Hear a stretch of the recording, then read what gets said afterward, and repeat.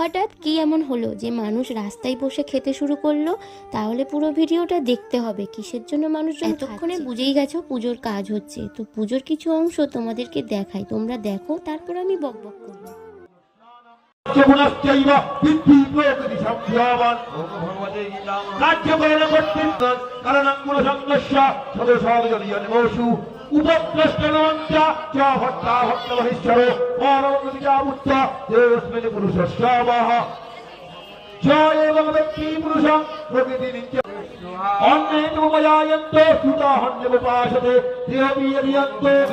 তো এতক্ষণ যিনি মন্ত্রোচ্চারণ করছিলেন উনি আমার মামার বাড়ির সম্পর্কে দাদু হন।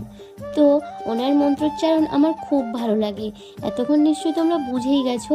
তো ওটা মন্ত্রোচ্চারণ নয়, গীতা পাঠ হচ্ছিল।